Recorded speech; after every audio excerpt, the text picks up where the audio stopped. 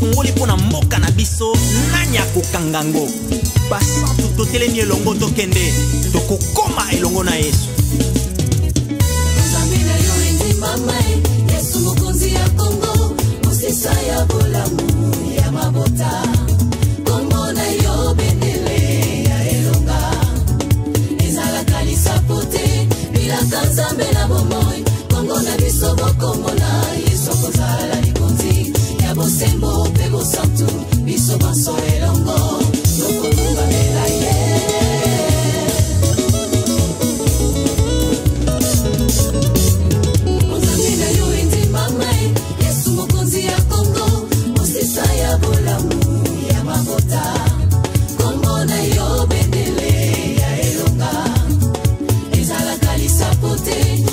Kanzambe na bomoi Kongo na biso bokombo na Yesu kozala likonzi Ya bosembo pe bosantu Biso banso elongo Tokokumba mela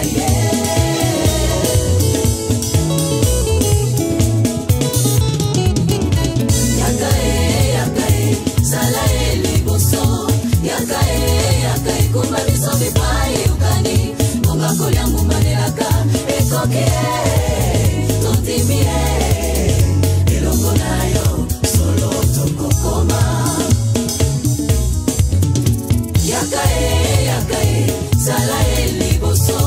Yakae kumba biso bipai ukani Munga kolia mumaniraka Ekoke Tondimie Ilongo nayo Biso tukokoma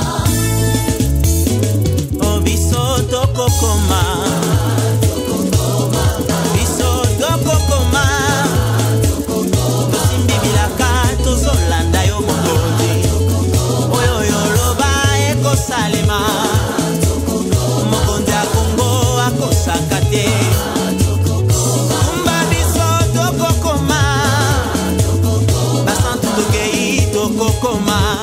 dans le cirque.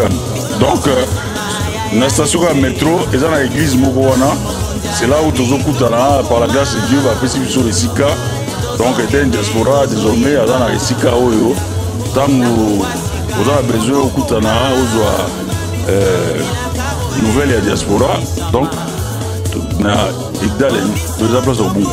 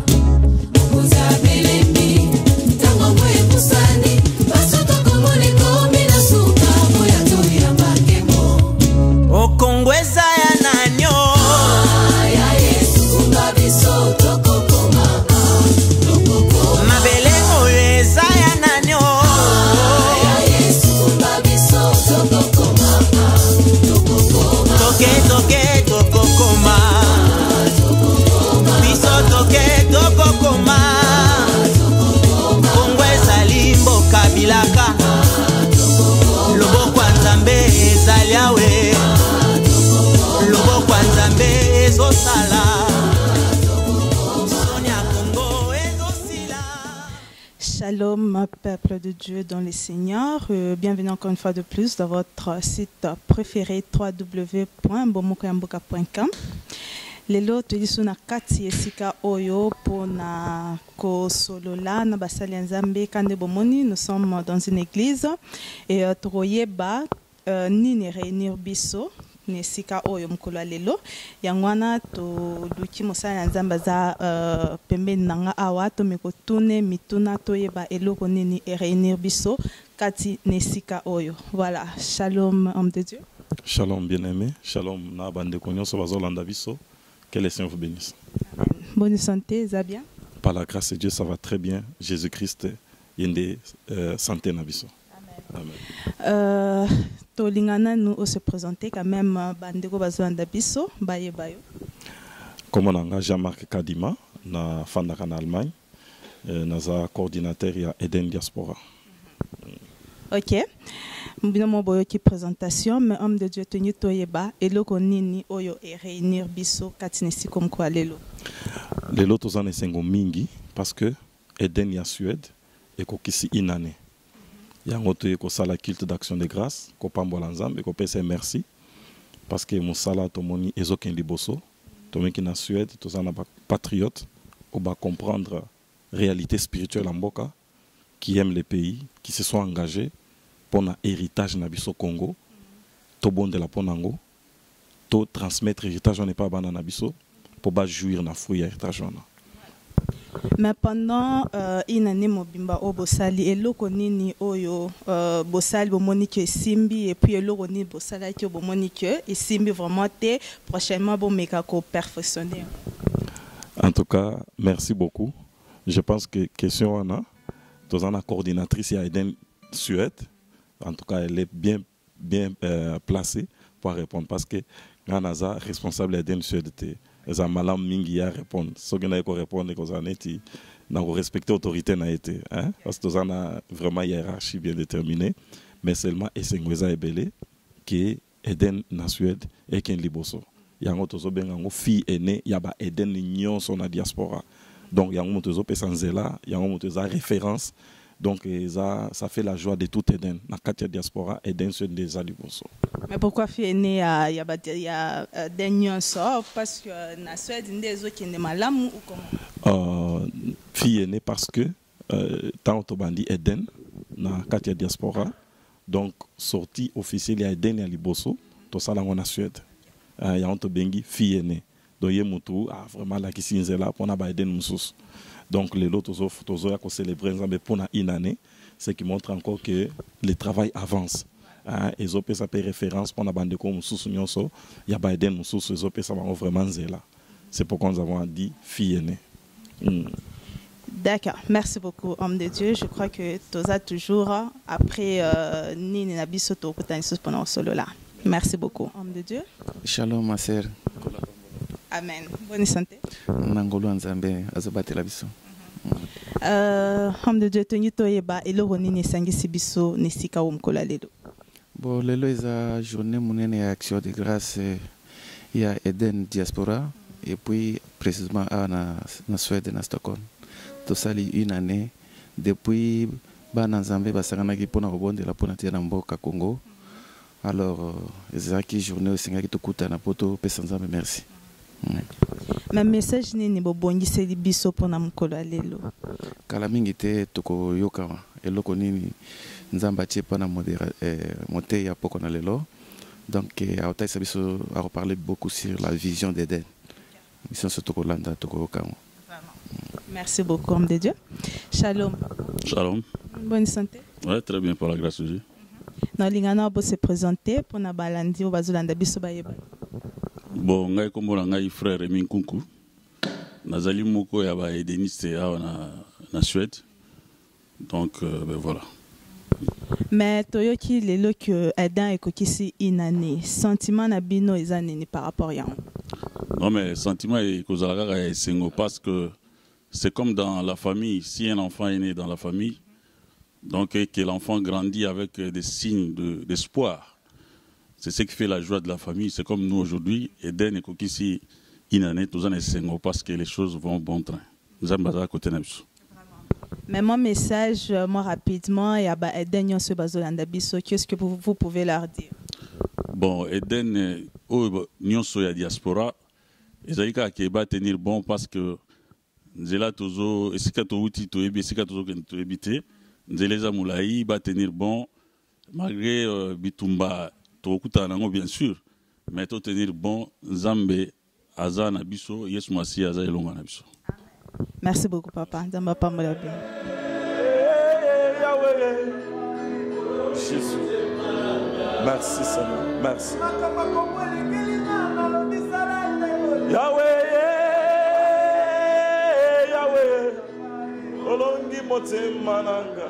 Jésus. Merci Seigneur. Merci Seigneur. Merci Jésus.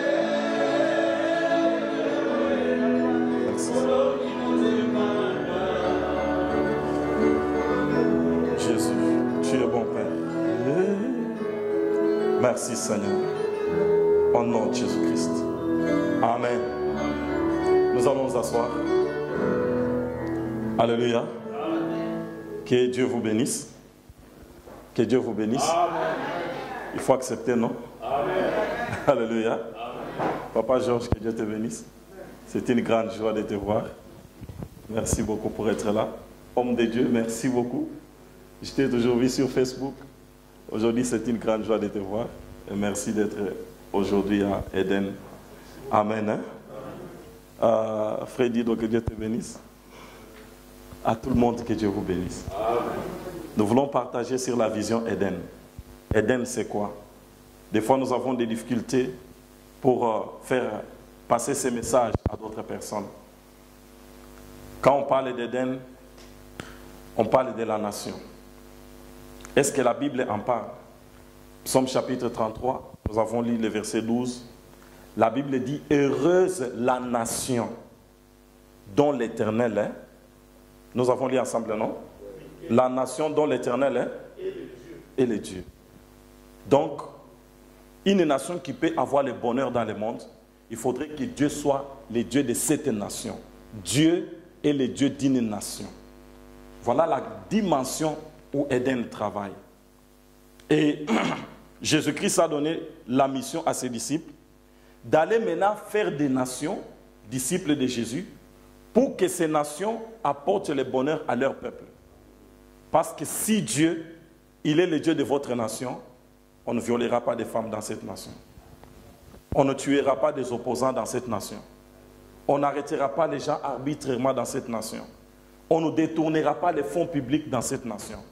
Les présidents ne seront pas des dictateurs dans ces nations.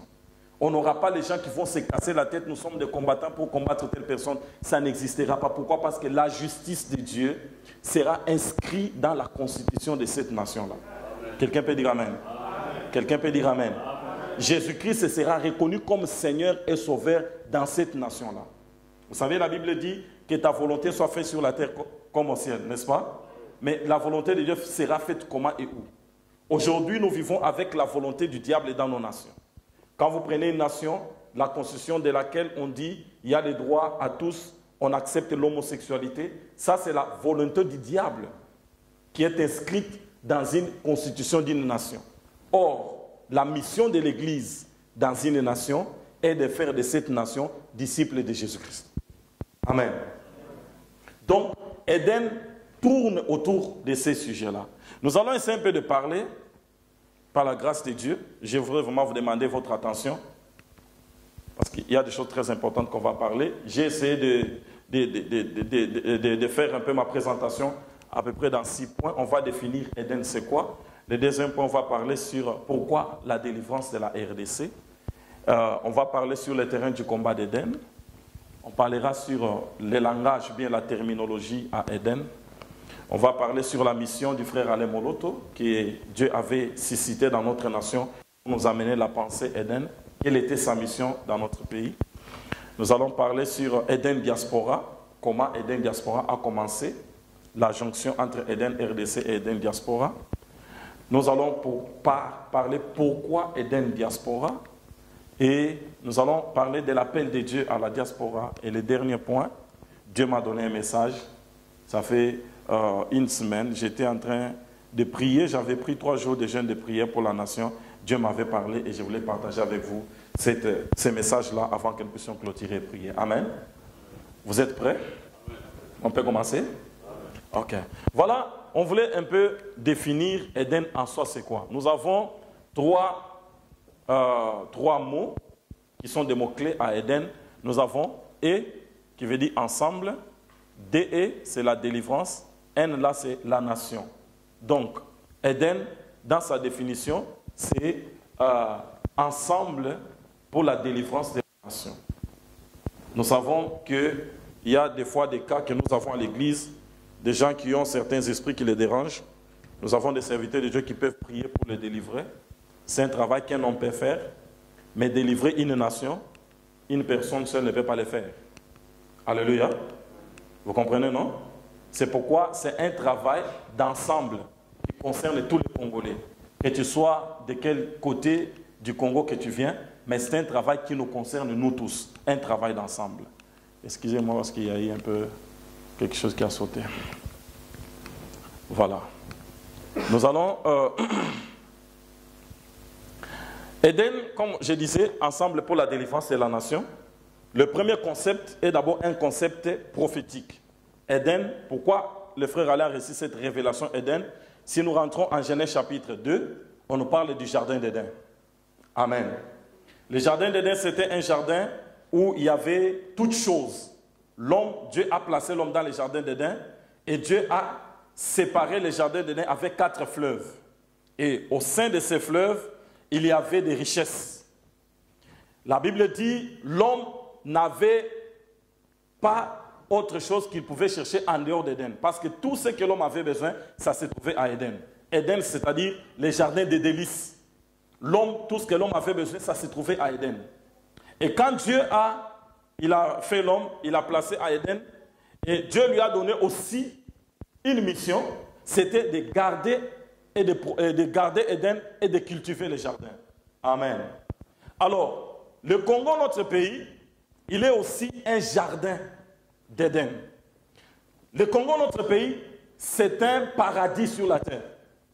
Tous les gens qui ont visité le Congo, tous les gens qui connaissent les potentialités du Congo, tous les gens qui connaissent ce que le Congo vraiment représente dans le monde, ils savent que le Congo, c'est un paradis.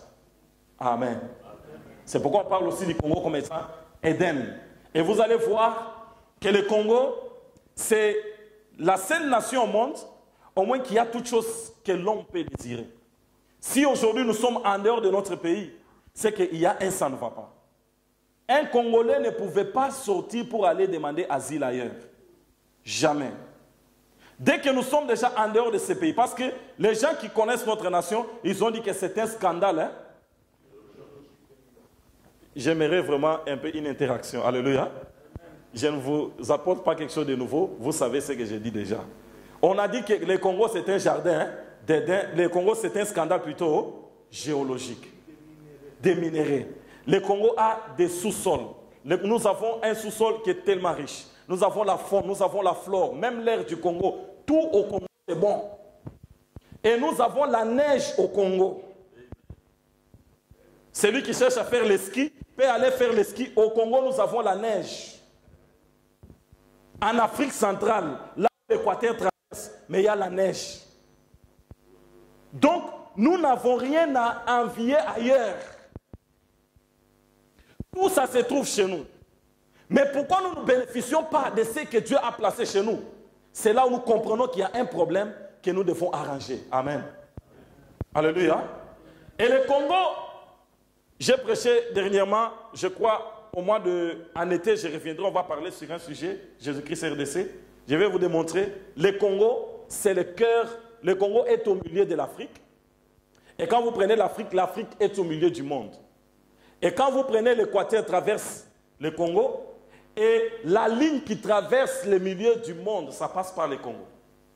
Donc le centre de gravité de la Terre se trouve au Congo. Et c'est sur ce point-là, le centre de gravité de la Terre, quand vous lisez le livre Le plan de Dieu sur le Congo, le frère Alain parlait de la citadelle. Il faudrait construire la citadelle au Congo. Mes frères, ce que nous sommes, nous ignorons ce que nous sommes. C'est ce qui fait que n'importe qui vient dans notre pays, il monte sur nous, il nous écrase. Et nous sommes peureux, nous fuyons nous demandons l'asile ailleurs partout, et nous sommes en train de nous réjouir des miettes. Mais je peux même dire, pas même des miettes, des miettesses. Les miettes des miettes. Nous pensons que c'est ça la vie. Non, nous sommes un peuple extraordinaire. Nous sommes un peuple extraordinaire. C'est pourquoi le monde des ténèbres s'est levé contre le Congo. Je suivais le docteur Mukwege qui parlait. Ça fait longtemps qu'il a commencé à dénoncer les viols. Aujourd'hui, on nous donne des prix ainsi de suite. Mais les viols là ne s'arrêtent pas. Les mêmes qui donnent aujourd'hui les prix, ce sont ceux-là qui sont en train de faire en coulisses ce qui se passe chez nous. Et Ésaïe chapitre 18 qui parle du Congo verset 6, la Bible dit qu'ils seront abandonnés de tous. Le monde entier nous abandonnera. Pourquoi? C'est pour que les Congolais comprennent l'importance de Dieu, qu'ils rentrent chez Dieu, parce qu'il n'y a que Dieu qui peut nous apporter la délivrance de notre pays. Alléluia. Alléluia. Il n'y a que Jésus-Christ qui peut nous aider pour notre nation. Ne pensons pas que la communauté internationale, derrière laquelle nous courons, nous aidera à trouver la solution dans notre pays. C'est faux. Ils aiment le Congo, mais ils n'aiment pas les Congolais. Dans le documentaire, là, on a parlé d'un garçon, d'un enfant de 18 mois, 1 année et demie, un garçon, petit enfant, 18 mois. Ce garçon-là a été violé par 20 personnes. Jusqu'à ce que ces steps sont sortis. Un enfant de 18 mois, vous pouvez vous imaginer ça? Violé par 20 personnes. C'est inimaginable, impensable. Des choses qui ne peuvent pas, on ne peut même pas entendre parler des choses comme ça. Et le monde écoute, le monde ne réagit pas, mais on apporte des prix. Le monde ne nous aidera jamais.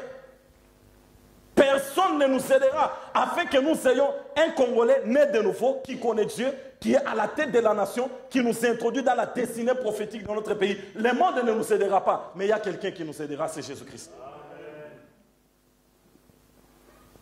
Des choses qui se passent dans notre pays, on ne fait pas tout montrer, parce que si on montre tout ce qui se passe au Congo, ça sera un scandale terrible. Le monde entier peut se soulever.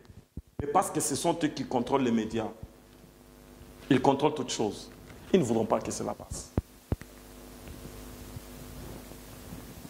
Eden, bien-aimé, n'est pas un parti politique. Il y a des gens qui ont peur. Oh, quand je viendrai prier à Eden, est-ce que je vais partir à Kinshasa? Est-ce qu'à Kinshasa, il n'y a pas Eden? Eden a commencé où? Est-ce qu'on a tué tous les gens qui sont à Kinshasa? Oh non, je ne viendrai pas prier parce qu'il veut partir à Kinshasa. Eden n'a rien à faire. Ce n'est pas un parti politique.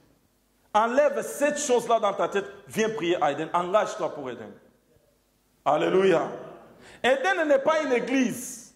Il y a des pasteurs qui ont peur pour rien. Oh, si nos fidèles, est-ce que les fidèles, ce sont tes fidèles à toi? Vous connaissez ce qu'on appelle le jugement de Dieu. Ça sera terrible. Et Dieu jugera beaucoup de gens qui se lèvent contre la mission Eden. L'épée de Dieu passera. Vous avez vu dans le livre de notre frère, il a levé comme ça. Je me demande, cet homme-là, c'était un ange. Donne-moi le livre là, papa, ici, là. On a eu la visitation d'un homme terrible dans notre nation. Regardez ça. Ça là. Vous voyez l'épée là? Cette épée-là, résistez, combattez contre Eden, vous combattez contre les sang de 8 millions de personnes. Vous combattez contre Dieu lui-même. 12 millions, papa, merci. Et ça, cette épée-là, ça va blesser beaucoup de gens. On va y arriver, si Dieu permet que nous puissions parler de ça. Donc, Eden n'est pas une église. Je demande au pasteur de Stockholm, au pasteur de la Suède, donnez des communiqués, laissez les gens venir à Eden, prier pour la nation. Une fois par mois, 2 heures du temps. Ça va faire quoi? Prier, intercéder. Parce que le problème du Congo, c'est un problème d'abord spirituel. C'est un problème que nous devons résoudre d'abord spirituellement. Et tous les efforts que nous faisons sans Dieu, le frère Alain a dit que penser s'en sortir dans la situation dans laquelle le Congo se trouve sans Jésus-Christ, c'est une utopie.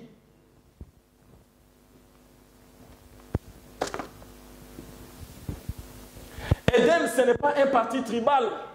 Il n'y a pas de tel et de tel et de tel. Non, Éden, ce n'est pas tout ça. Éden, c'est autre chose. Amen. Éden est un appel au rassemblement de troupes spirituellement armées pour la conquête de la nation. C'est-à-dire des gens qui sont les enfants de Dieu, des gens qui croient en Dieu, qui ont compris la mission de Matthieu 28, 19. Matthieu 28, 19 dit « Allez faire de toutes les nations des disciples ». Quand on parlera de Jésus-Christ RDC, on entrera en profondeur pour faire comprendre ça. Alors, c'est un combat contre les puissances des ténèbres. Il faudrait maintenant qu'on puisse avoir une armée spirituelle qui peut s'élever pour entrer dans le monde spirituel afin d'arracher cette nation et de la remettre dans les mains du Seigneur Jésus-Christ. Amen. Donc, c'était un rassemblement. L'apôtre l'a dit ici. Même moi, je n'étais pas à Éden, je faisais aussi autre chose. Mais Dieu m'a amené à Éden. Il y a beaucoup de gens qui aiment le Congo qui prient. Nous prions chacun de son côté. Mais Dieu prépare un terrain. Dieu prépare une plateforme. Dieu nous amène, nous tous, là-dedans. Pour que nous puissions associer nos voix aux voix qui s'élèvent déjà. Il y a des voix qui s'élèvent déjà. Mais la voix qui manque, c'est ta voix. C'est pourquoi Dieu est à la recherche. Il veut ressembler une armée puissante qui s'élèvera. Parce que le combat avec le Congo, c'est un combat d'abord avec le monde des ténèbres. Tous les gens là qui combattent le Congo, vous allez trouver que ce sont les occultistes. Les gens qui sont dans la Rose-Croix, les Illuminatis, les Bilderberg. Ce sont des gens, tu le vois aujourd'hui physiquement, mais spirituellement, il a une force. Il vient combattre le Congo d'abord avec sa force spirituelle. Mais maintenant, toi, tu vas sortir seulement en route, je vais faire la marche sans la force spirituelle. Détrompe-toi. Vous voyez? Éden ne combat pas les églises. Éden ne combat pas les pasteurs. Toute personne a une place à Éden. Que tu sois archbishop, que tu sois... Toute personne a une place. Hein? Je vous l'ai dit, toute personne a une place. Hein? Tu n'as pas compris? Toute personne a une place. Hein? Les pasteurs, les serviteurs de Dieu, les servantes de Dieu, toute personne a une place à Éden. Éden a ses portes ouvertes pour tout le monde. Éden, c'est une plateforme chrétienne qui travaille pour la promotion de nouvelles valeurs en vue de l'accession de tous à l'excellence. Vous savez ce qui a détruit notre nation? C'est quoi? Il y a des virus, il y a des maux qui ont détruit notre nation. Ce qui fait que le Congo n'avance pas aujourd'hui, ce sont des valeurs négatives. Nous avons la haine, nous avons l'égoïsme, nous avons le tribalisme, nous avons la mauvaise volonté. Et quand quelqu'un vient au pouvoir, il va penser que le Congo se limite à sa famille, à ses oncles et à son clan. Jusqu'à ce qu'il quittera son pouvoir, son Congo sera là-bas. Le mauvais cœur. Ce sont ces valeurs-là qui font que notre nation est par terre. Il y a des gens qui veulent bien que le pouvoir change. Celui qui cherche que le pouvoir change aujourd'hui, donne-lui le pouvoir. Il ne fera pas mieux que celui qui était là hier. Il fera la même chose. Pourquoi? C'est un système. Le problème du Congo, c'est démanteler un système. Et Éden vient quoi? Vient promouvoir les valeurs d'intégrité, les valeurs du patriotisme. Vient promouvoir l'amour du prochain. Si nous avons l'amour de la patrie, nous sommes intègres, nous sommes vrais et nous aimons notre frère. Bien aimé, aucun étranger ne sera même pas chef de commune chez nous.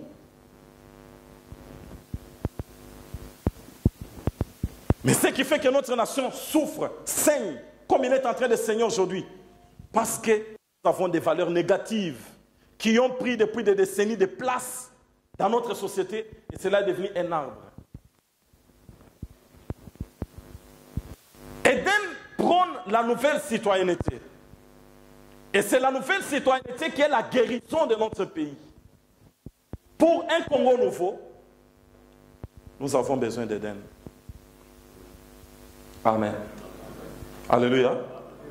Et ce que je vous dis aujourd'hui, retenez-le, c'est une prophétie, qu'il viendra un temps dans notre pays où personne ne pourra plus occuper certains postes s'il n'est pas sorti d'Éden. Aujourd'hui, pour devenir tel, on va te demander tu es de quelle loge, tu es d'où. Mais il arrive un temps. L'Éternel est au contrôle. L'Éternel est en train de préparer le terrain. Un temps viendra. Pour que tu puisses occuper quoi que ce soit au Congo, il faut que tu puisses sortir d'Éden. Retenez cette phrase que je vous dis aujourd'hui. Nous avançons. On va parler encore pourquoi Éden au Congo et pourquoi la délivrance de la RDC. Nous avons quelques raisons. La première chose, c'est que Éden, le but d'Éden au Congo, c'est la volonté de Dieu. C'est Dieu qui a voulu que Éden soit au Congo. Pourquoi? Matthieu 21, verset 43. Jésus-Christ parle aux Juifs.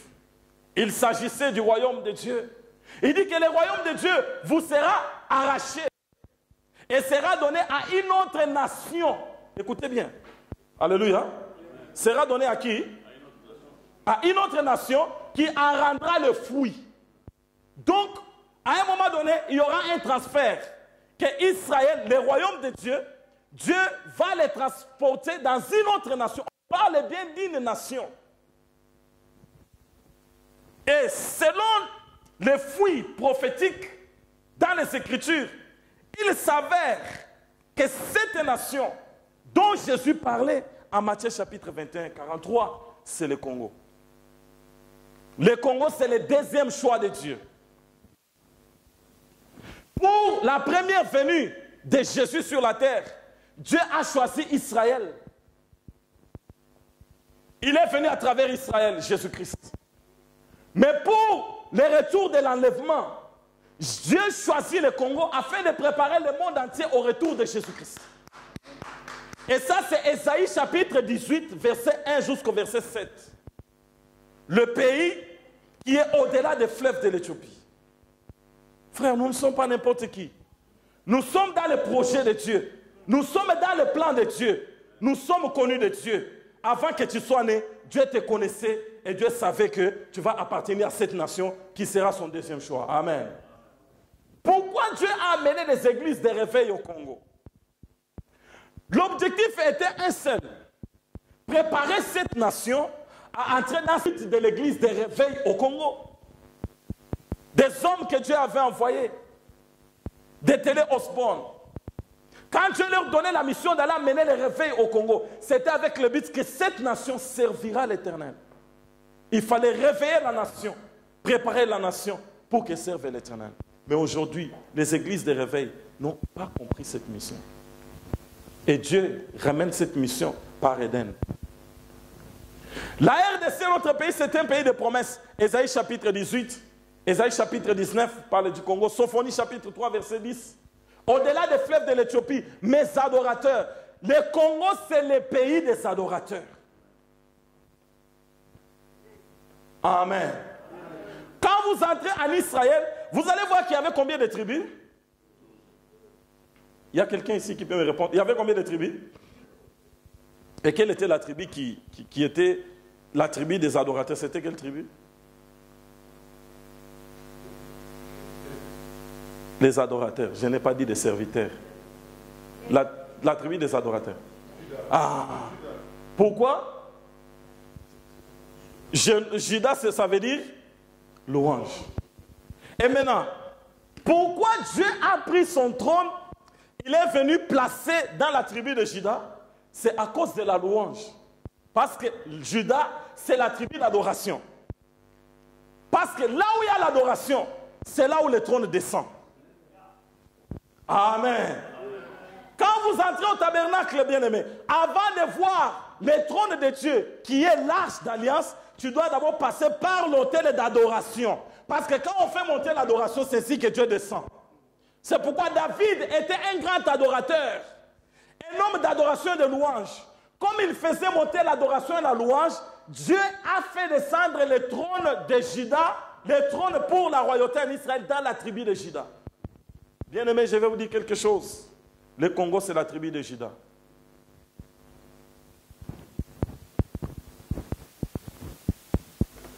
Je ne vais pas tout mélanger parce que si j'explique tout ça aujourd'hui, Je vais aller un peu au-delà. La RDC a une mission dans ces temps de la fin. Comme je disais, le Congo, selon Ésaïe chapitre 18, est appelé par Dieu à préparer le monde au retour de Jésus-Christ. Vous savez pourquoi nous avons tant de richesses? Parce qu'il n'y a pas de vision sans. Hein? Il n'y a pas de vision sans. Hein? Et la richesse du Congo, c'est la provision que Dieu a donnée. Pourquoi? Parce que le Congo, c'est un pays de messagers. Ésaïe 18, verset 2. Les messagers partiront du Congo pour aller annoncer la parole au monde pour préparer le retour de Jésus-Christ. Matthieu chapitre 25, je crois, la Bible dit ceci: au milieu de la nuit, une voix cria, voici l'époux, le milieu de la nuit. Et c'est cette voix-là qui crie en Ésaïe chapitre 18, verset 3. La Bible déclare ceci: vous tous habitants de la terre, écoutez la trompette qui sonne. Voyez la bannière qui se dresse. La trompette sonnera, la trompette de minuit sonnera à partir de cette nation-là. Alléluia. Et maintenant, vu l'état dans lequel la nation se trouve aujourd'hui, l'occultisme, les malédictions sur notre pays. Vous savez, frère, la Bible dit dans le livre de Deutéronome 28 que si un étranger domine sur ta nation, c'est l'une des malédictions. Donc notre pays est sous la malédiction. Comment sortir de cette malédiction? Il faut que Eden nous donne des solutions. Tout ce que nous voyons dans notre pays, c'est il y a la malédiction. Et cette malédiction est venue d'où? À nous de nous poser des questions, à nous de rentrer chercher Dieu. Et un pays comme ça, sous toutes ces choses-là, ne peut pas servir Dieu. Quand vous lisez dans le livre des psaumes, lorsque Israël était à Babylone, les Babyloniens sont venus leur dire, ils étaient au bord du fleuve de Babylone, et les Babyloniens leur disent, chantez-nous quelques cantiques de Sion. Ils ont dit, ah, comment chanterions-nous les cantiques de Sion sur une terre étrangère? Donc quand quelqu'un est sous la puissance étrangère, quand quelqu'un est sous la malédiction, est occupé, il ne peut pas chanter les cantiques de Sion. Il faut qu'il sorte de Babylone, qu'il rentre à Jérusalem. Il lui faut une délivrance. Quand il sera à Jérusalem, c'est là où il chantera les cantiques de Sion. C'est pourquoi, bien aimé, notre pays est malade. Notre pays a besoin de cette délivrance pour que notre pays entre maintenant dans sa destinée prophétique pour servir l'Éternel. Les ténèbres règnent sur notre pays. Et comme je vous disais, le mal a pris racine. Nous sommes dans un système. Vous savez quand est-ce que le système qui a commencé à diriger notre nation a commencé? C'est depuis 1800 quelques. Lorsque Léopold est venu au Congo. Qu'est-ce qu'il est venu faire? Il est venu avec les sels. Il est venu avec les tabacs. Il a donné aux chefs coutumiers. Les chefs coutumiers lui ont vendu la terre et les hommes qui étaient sur la terre.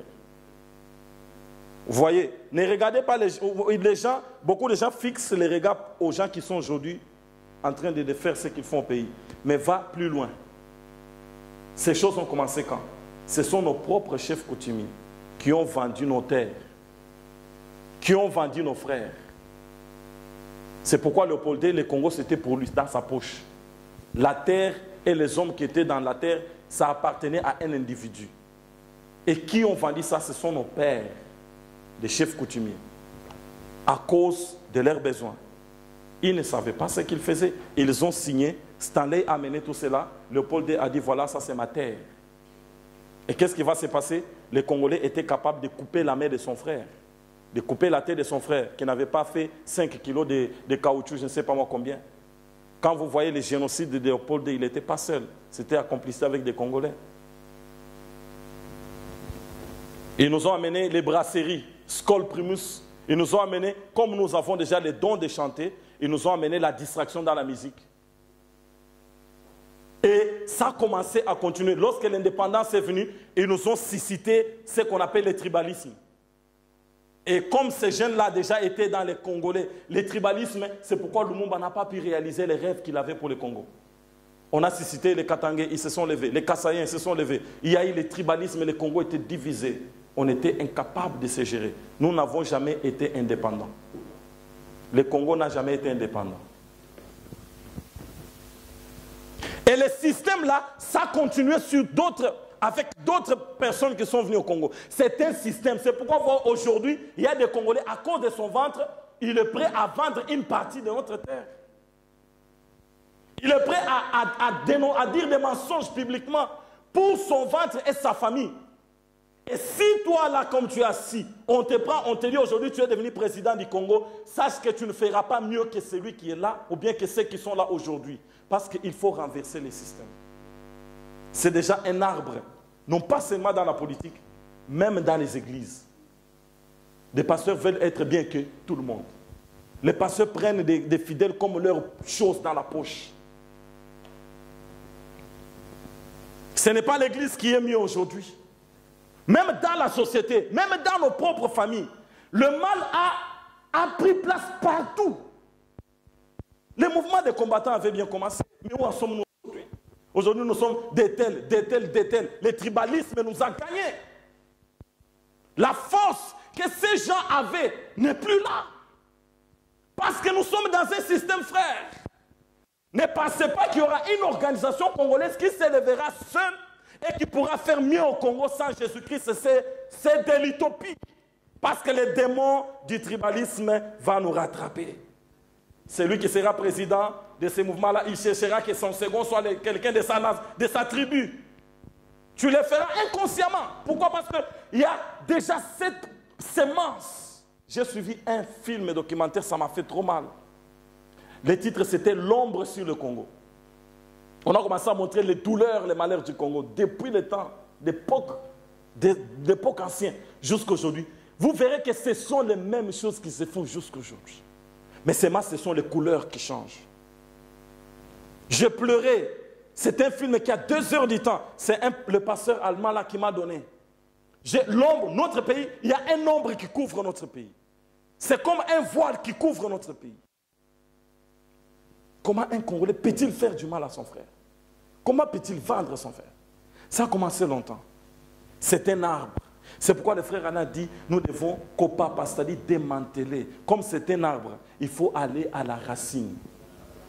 Aujourd'hui, qu'est-ce que les gens font? Ils coupent les branches. Vous savez, quand vous coupez une branche, vous permettez à l'arbre de se développer. Parce que quand tu coupes une branche, il y aura 10 branches. Et c'est ce que nous faisons. Nous cherchons à couper les branches. Quand nous couperons les branches, c'est pourquoi, vous savez, l'ancien président avait dit qu'après moi, c'est quoi? Pourquoi? Parce qu'on a coupé une branche. Et c'est ça que nous voyons.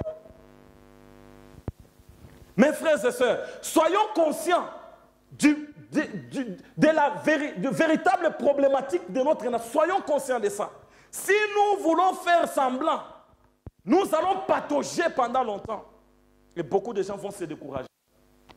Parce qu'ils ne verront pas les efforts qu'ils ont fournis. Ça n'aboutira à rien. La mission de l'Église, je venais de le dire à peine, Matthieu chapitre 28, verset 19, c'est d'amener sa nation à devenir disciple de Jésus. Psaume 33, verset 12, c'est de faire que l'Éternel soit le Dieu de cette nation-là, pour consigner le bonheur d'un peuple. Vous savez, les gens qui dorment sur les diamants, vous savez, dans notre pays, des fois, tu n'as pas besoin d'aller creuser les diamants pour en avoir. Après la pluie, il y a certaines villes au Congo, après la pluie, tu passes, tu ramasses les diamants. Tu n'as pas besoin de creuser, tu ramasses les diamants. Dès lors, nous dormons sur une richesse que nous ne profitons pas. Il y a un sérieux problème. Et l'Église, c'est l'Église qui devrait être en tête pour résoudre ces problèmes. La responsabilité des chrétiens, elle est grande. Parce que Matthieu chapitre 5, 11 à 13, la Bible dit ceci, vous êtes les sels de la terre, vous êtes la lumière du monde. Amen. Hein?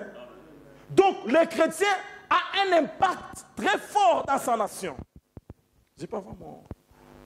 oui, merci.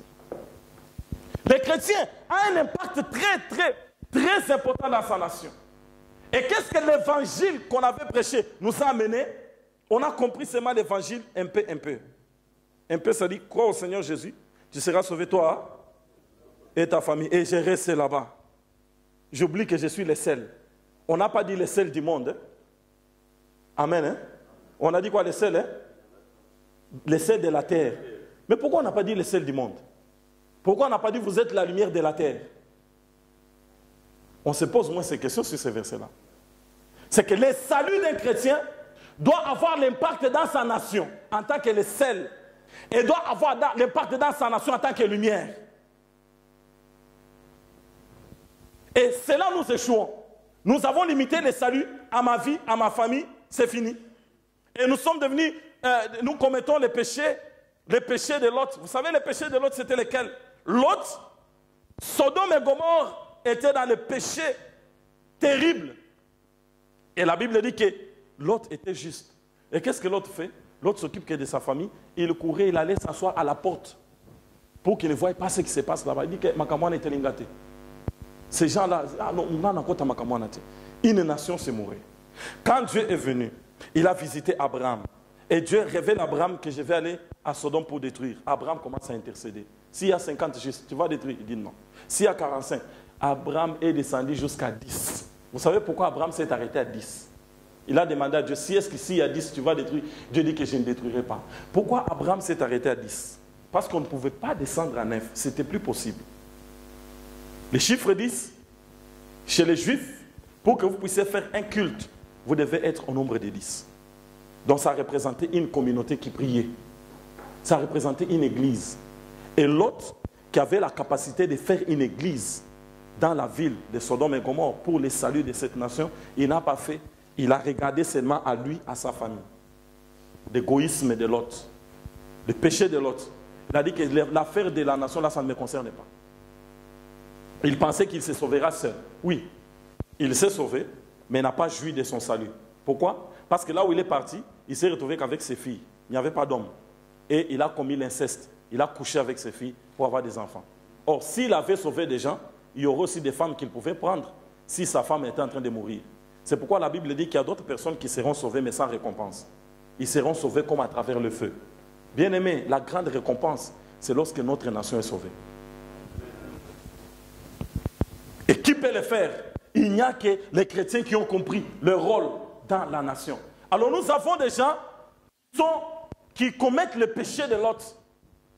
Cette affaire ne me concerne pas. Vous savez, l'apôtre l'a bien dit ici, nous sommes en Europe, nous pensons que j'ai le travail, j'ai le social, j'ai cela, ça me suffit, j'ai la nationalité. Mais nous avons un feu rouge. La situation de l'Europe est trop dangereuse que nous le pensons. La situation de l'Europe est très dangereuse. Je suis en train de faire une étude sur laquelle je suis en train de prêcher les Allemands sur la démographie de l'Europe. Regardez. L'Europe aujourd'hui a 3 grands problèmes majeurs. Excusez-moi d'en avoir écrit 2. Le premier problème que l'Europe a, c'est la croissance économique.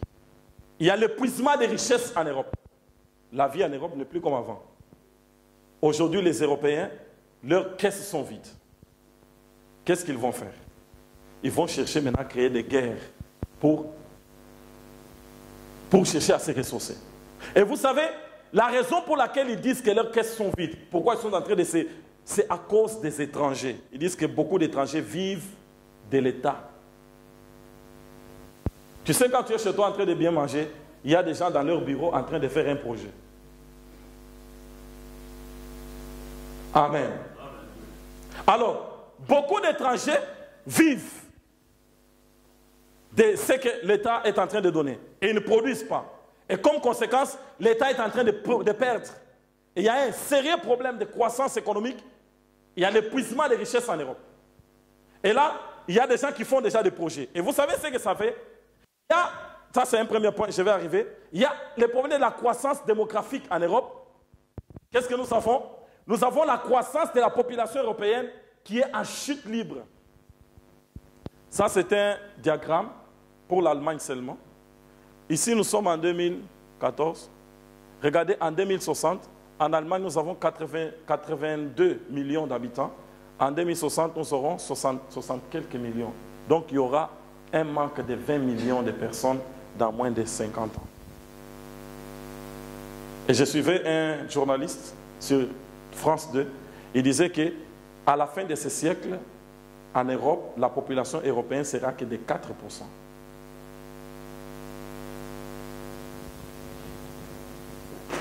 Regardez, ça chute. Les enfants, on aura moins de 10% des enfants. C'est combien là? Mais je ne vois pas bien. 30% des jeunes et on aura beaucoup de vieux. Comme conséquence, c'est qu'il y a un problème qui arrive.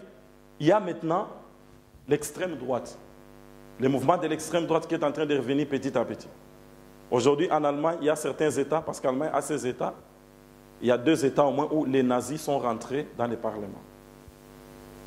L'extrême droite est en train de venir petit à petit au pouvoir en Europe. Pourquoi? Parce qu'ils cherchent à trouver des solutions. Vous savez, ici, là, ce n'est plus possible de chercher à remonter cette courbe pour monter en haut. C'est plus possible. Parce qu'il vote des lois, homosexualité, les gens ne vont pas se reproduire, ils vont chercher à adopter. Comment les gens vont se reproduire? Ce n'est pas possible. Et nous, maintenant, les étrangers, nous mettons au monde beaucoup d'enfants. Et qu'est-ce qui se passe? On a mis beaucoup de systèmes que nous ne comprenons pas. Pourquoi vous savez aujourd'hui que beaucoup de femmes, pour aller accoucher, elles accouchent toujours par césarienne? C'est pour réduire le nombre de naissances. Il y a certaines femmes, on te met certains produits que tu ne connais pas et tu ne vas pas. Il y a des gens qui, au pays, il avait bien, il n'avait pas de problème d'accoucher, mais tu viens en Europe, tu n'accouches plus. Il y a des produits, il y a des choses qui sont en train d'être faites pour empêcher que les étrangers ne se multiplient pas. Et qu'est-ce qu'ils sont en train de faire? Lorsque les gens de l'extrême droite seront au pouvoir, ils vont trouver des mesures très difficiles pour essayer de nous empêcher à la croissance et pour essayer aussi d'empêcher nos enfants d'évoluer et d'aller de l'avant. Vous savez quelque chose qui m'a... Ils vont faire la politique qu'on appelle le protectionnisme.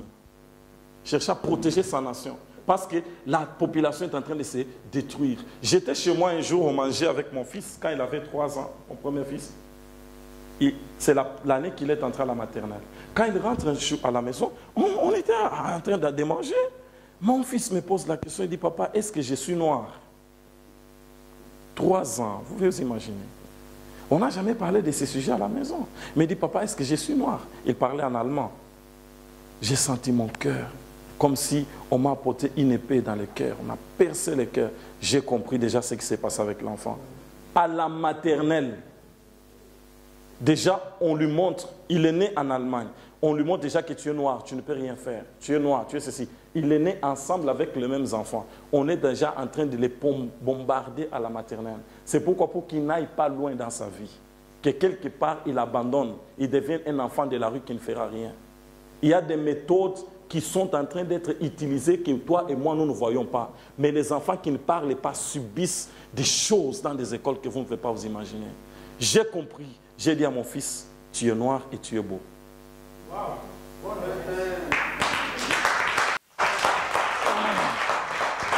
Alléluia. Je lui ai dit ceci. Tu vas voir que les blancs, ils vont chercher à aller au soleil pour se bronzer, devenir comme toi. Ça ne marche pas. Tu es noir et tu es beau. Parce que même dans la Bible, dans les livres des Cantiques, la femme Sulamite, elle a dit quoi? La Sulamite, je suis noire et je suis belle. Apprenez vos enfants à être contents de ce qu'ils sont. De connaître leur nation. De connaître, j'ai toujours, mon fils aujourd'hui, le premier, il a 6 ans. Il peut t'expliquer les choses du Congo et tu vas fouiller. Il connaît très bien le Congo. Il a 6 ans. Et il est fier. Quand à l'école on lui demande tu es qui, il dit je suis congolais. Il est fier de l'être. Il a encore 6 ans. J'ai béni le Seigneur déjà pour cette base-là. Combien de fois tu parles à tes enfants du Congo? Combien de fois tu enseignes tes enfants? Tu leur montres au moins la carte d'où nous venons. À la maison seulement. Le patriotisme. Parce qu'il a la nationalité suédoise. Tu penses que c'est tout, c'est fini? Mais il y a un temps. Qui pensait que l'Allemagne pouvait décimer 6 millions de Juifs? Qui pensait? Impensable. Et vous pensez que c'est fini? Non, messieurs. Il y a des projets qui se font. Lorsque toi tu marches comme ça, tu as ton passeport suédois dans la poche. Est-ce que quand les gens te voient en route, ils voient que tu es suédois?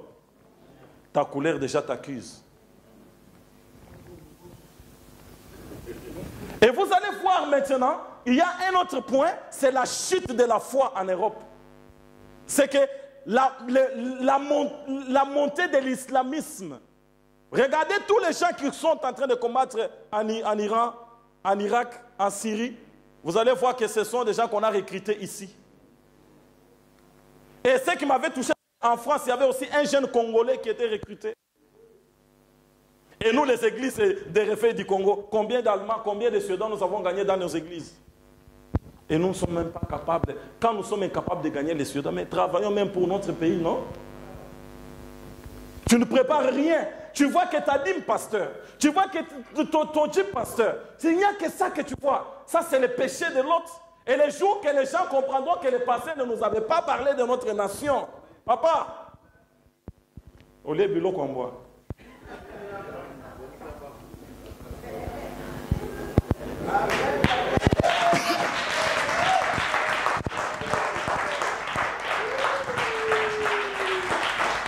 Alléluia. La situation est sérieuse, mes frères. La situation est sérieuse, mes frères. J'ai toujours dit à mes enfants, votre avenir, c'est chez nous. Ils étudieront ici, ils finiront leurs études ici, mais je ferai tout pour qu'ils aillent travailler pour notre nation. Vous pensez que nous allons apporter quelque chose de nouveau ici? Toi, tu vas construire l'autoroute ici? Il y en a déjà. Tu vas construire les gratte-ciel? Il y en a déjà. Tu vas mettre les radios, les télévisions? Il y en a déjà. Qu'est-ce que tu feras de nouveau ici en Europe? Rien. Mais les chantiers, c'est chez nous. Et nous avons un beau pays, je t'informe. Si tu ne le savais pas, nous avons un beau pays. Le pays qui est convoité par le monde entier. La vigne de Naboth. Akab qui a fait un grand palais. Pourquoi la vigne de Naboth? Oh, je te donnerai une vigne meilleure. Mais si tu as la meilleure, pourquoi tu cherches la mienne? Nous avons une vigne, mais nous ne connaissons pas la valeur de la vigne. Naboth a dit que l'Éternel me garde. Est-ce que nous pouvons avoir des Congolais qui diront pour notre pays que l'Éternel nous garde? Nous n'allons pas céder cette nation. Nous n'allons pas céder ce pays. Même au prix du sang, nous sommes prêts pour notre nation.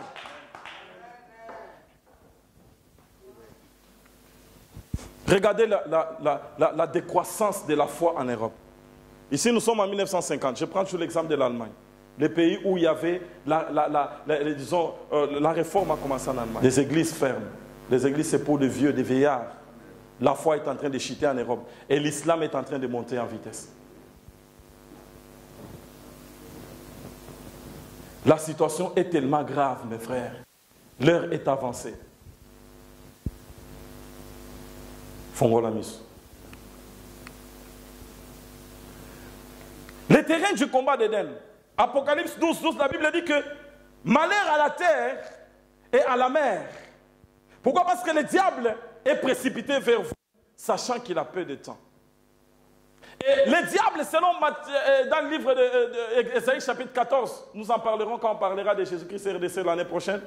La Bible dit quoi? Le diable, quand il a manqué d'avoir l'adoration au ciel, il est descendu sur la terre pour chercher l'adoration.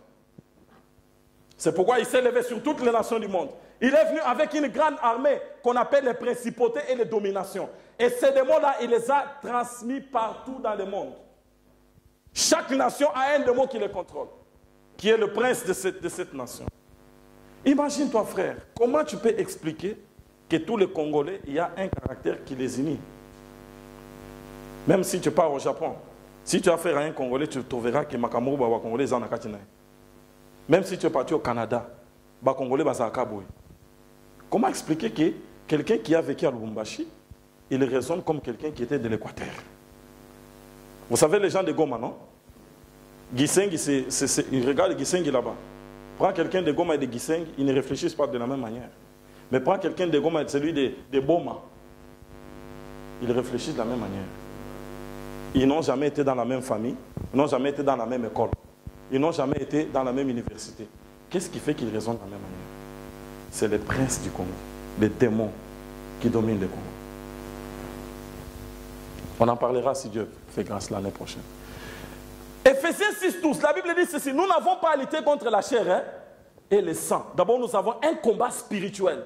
C'est d'abord là le premier terrain où Éden est en train de travailler. Pourquoi? Parce que le pouvoir est spirituel.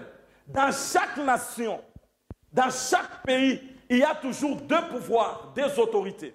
Il y a la première autorité qu'on appelle le prince de Tyr. Quand nous lisons dans le livre d'Ézéchiel, chapitre 28, verset 2, le prophète, l'Éternel dit: écris au prince de Tyr. Et le verset 12, il dit: écris au roi de Tyr. Pourquoi on a séparé prince et roi? Parce que le prince, c'est l'autorité spirituelle, les démons qui règnent sur une nation. Je vais te dire une chose. Celui qui règne sur ton ciel, c'est celui qui domine sur ta terre. C'est pourquoi la Bible dit que le ciel est ton trône, hein, et la terre. Hein. C'est pourquoi il y a un démon qui contrôle tous les Congolais, qui fait que tous les Congolais, il y a quelque part les raisons de la même manière.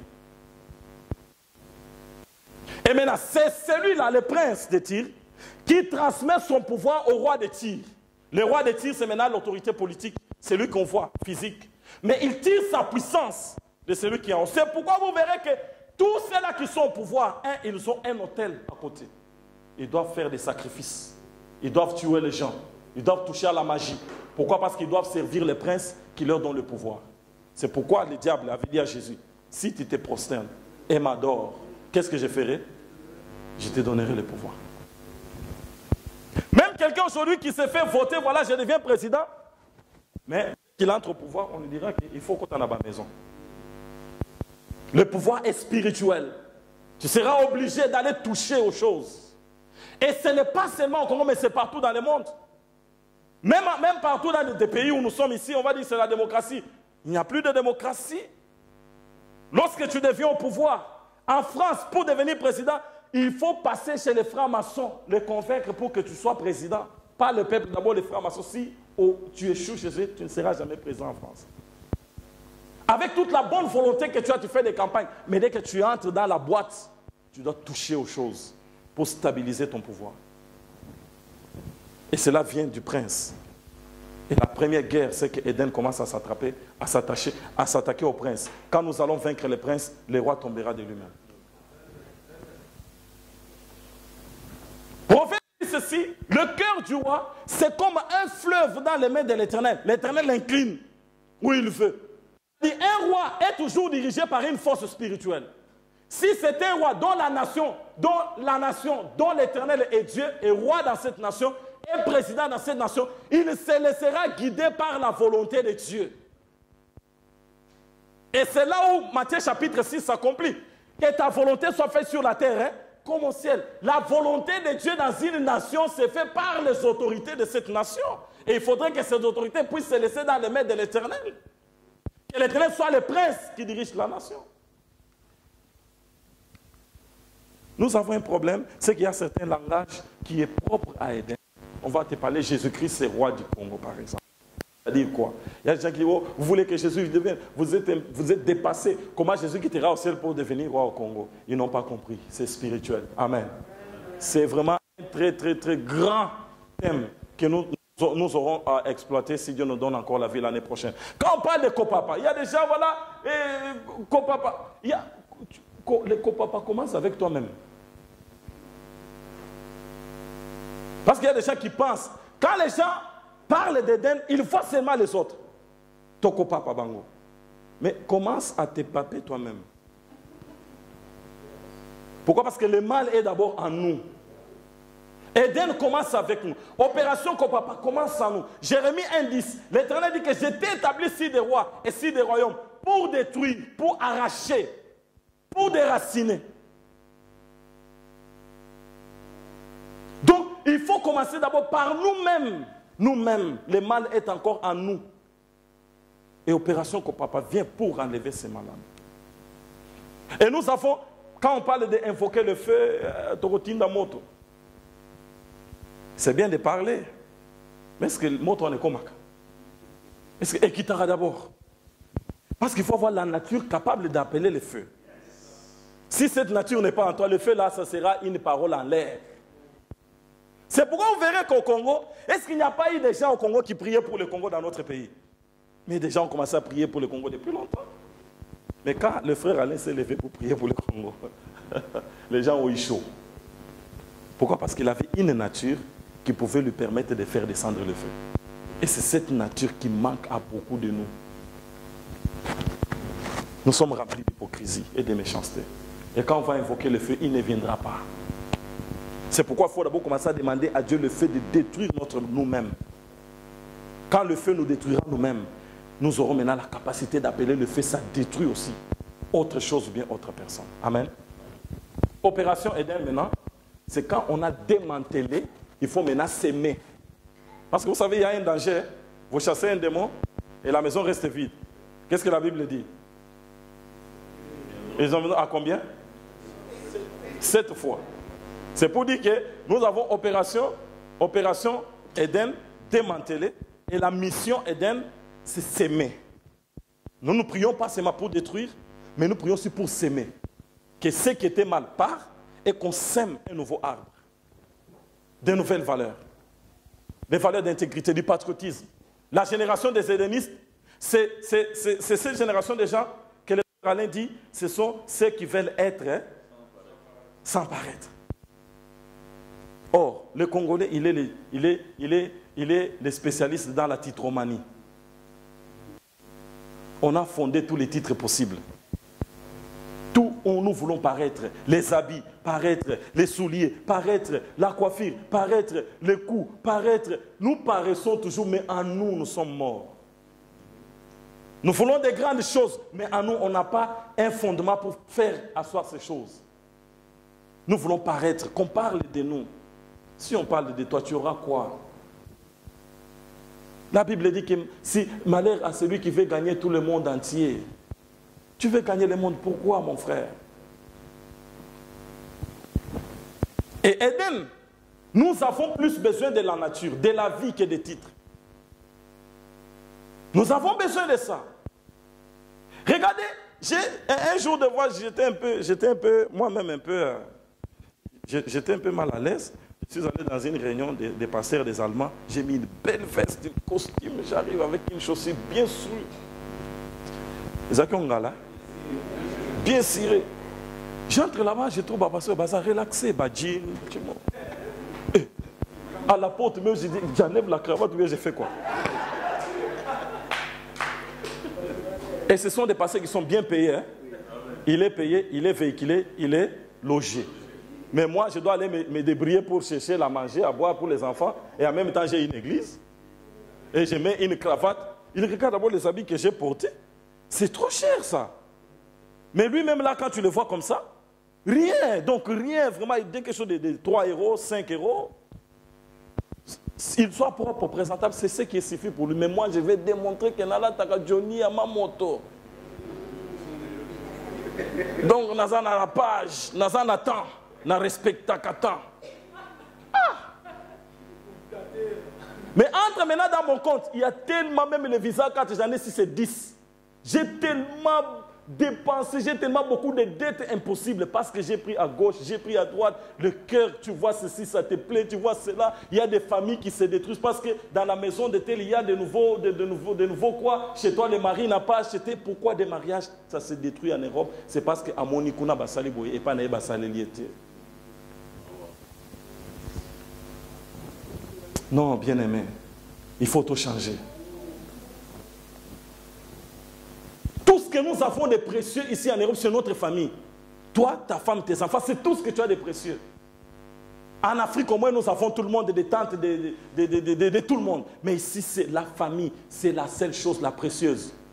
Mais à cause des matériels, à cause de l'argent des enfants, à cause de l'argent des sociaux, nous sommes capables de détruire cette petite cellule qui nous reste pour vivre. Vous pensez que tu auras la force mentale d'affronter la vie? Tu vas piquer la crise, tu vas tomber, tu seras dans la dépression, tu ne vas pas vivre. C'est pourquoi nous avons beaucoup de nos frères qui meurent en Europe très jeunes. Parce qu'ils ne savent pas dépasser les problèmes qu'ils vivent dans leur maison. Voilà, Éden est là pour nous aider à la guérison de tout ça. Amen. Je voulais parler un peu du frère Alain. C'est lui par qui Dieu a voulu que nous puissions connaître Éden. C'est un frère que nous connaissons tous. Nous l'avons connu par rapport à la musique qu'il faisait. Il avait porté le Congo dans son cœur comme un cachet. Il était un prophète, mais n'a jamais dit qu'il est prophète. Amen. Parce que des choses qu'il a parlé, des choses que Dieu lui a révélées sur notre nation, des choses qui ont une grande profondeur, que seulement quelqu'un qui peut entrer dans les conseils de Dieu peut voir ça. Amen. Il y a parmi les gens que Dieu a visités quand même après la mort de notre frère, il y a une sœur d'Eden Hollande à qui Dieu a donné ce verset-là, Ézéchiel 33, pour lui dire voilà ce que cet homme était. Et quand on dit Ézéchiel 33, la Bible dit que quand ces choses viendront, vous saurez qu'il y avait un prophète parmi vous. C'était un prophète qu'on n'avait pas compris, qu'on avait ignoré. Mais sa vie lui-même, depuis sa naissance, le parcours de sa vie portait déjà une mission. Il vient de l'Équateur. Il est né dans une famille d'un militaire. Son père, c'est un militaire de l'Équateur. Mais il est né en 1961. L'année 61, c'est l'année que Lumumba mourait. Or, Lumumba, c'était la personne qui nous a amené la délivrance. Il voulait amener la délivrance du Congo, l'indépendance. Vous savez, quand quelqu'un de grand meurt dans un pays, il y a toujours quelque chose qui s'est fait quelque part, sans le savoir. Et c'est cette année que lui était en train de naître. Il va naître où? Il va naître à Kisangani. Pourquoi Kisangani? Parce que Kisangani, c'était les bastions de la résistance. Le patriotisme était à Kisangani. Et il va grandir à Lubumbashi pour finir sa course à Kinshasa. Pourquoi Lubumbashi? Il devrait passer par Lubumbashi parce que Lubumbashi, c'est la ville des martyrs. Tous les gens qui ont porté le Congo, ils sont finis à mourir par Lubumbashi. On commence avec Kimbangu. Kimbangu, on est allé les tuer à Lubumbashi. Lumumba, on a cherché à tuer partout, ça n'a pas marché, il est tombé à Lubumbashi. Passé Lukusa, il est mort à Lubumbashi. Tous les gens qui sont grands, qui ont porté la nation dans les cœurs, ils sont tombés par Lubumbashi. Et il a grandi par Lubumbashi, ce qui montrait qu'il devait finir ça pour sacrifier sa vie pour la nation. C'est ainsi qu'en 1983, par là, le Seigneur lui parle que je t'appelle avec une mission pour cette nation. Et cette mission devrait commencer avec l'adoration. Gaël, quand il va fonder Gaël, c'était quoi? Vous savez, le président qui venait de l'Équateur chez nous, il a pris l'adoration de notre pays, il s'est donné à lui-même. On a adoré un homme au Congo. Vous le savez, non? On a adoré un homme au Congo. Et la colère de Dieu était grande. La malédiction devrait tomber sur la nation. C'est pourquoi Dieu va rentrer à la source. Vous savez, le système de Dieu, quand là où le mal vient, c'est là où Dieu va chercher à trouver la solution. Dieu rentre toujours à la source. Pour que le diable détruise le monde, il est passé par la femme. Et pour que Dieu restaure le monde, il passe aussi par la femme. Dieu rentre à la source. Dans la maison de Gédéon, c'est son père qui avait amené l'idolâtrie en Israël. Et pour restaurer Israël, Dieu passe par la maison, il prend Gédéon, car son père c'était lui qui avait sacrifié la nation. Dieu passe par la même famille. C'est pourquoi, comme la destruction du pays est venue de l'Équateur, il fallait que Dieu cherche un fils de l'Équateur pour remettre encore, restaurer la nation. Amen. C'est pourquoi le travail devrait commencer avec Gaël. Parce que Gaël se retrouve dans la prophétie d'Ésaïe chapitre 19. Le Seigneur dit qu'au milieu du pays de l'Égypte, je mettrai un autel. L'Égypte, c'est l'Afrique entière, en Ésaïe chapitre 19. Au milieu de l'Afrique viendra un autel de Dieu. C'est pourquoi nous naissons avec les dons de chanter Dieu. Parce que nous portons un autel. Mais c'est mal orienté. Il fallait qu'il y ait quelqu'un qui vienne pour nous enseigner l'école d'adoration. Comment adorer Dieu. Comment remettre l'adoration au cœur de la nation. Et après Gaël, venait maintenant la mission d'Éden. Il fallait maintenant libérer la nation pour que la gloire de Jésus-Christ puisse descendre sur cette nation afin que la nation entre dans sa mission avec Dieu. C'est ça Gaël. Donc Gaël et Éden, ce ne sont pas des choses qu'on peut séparer. Ce sont des frères jumeaux.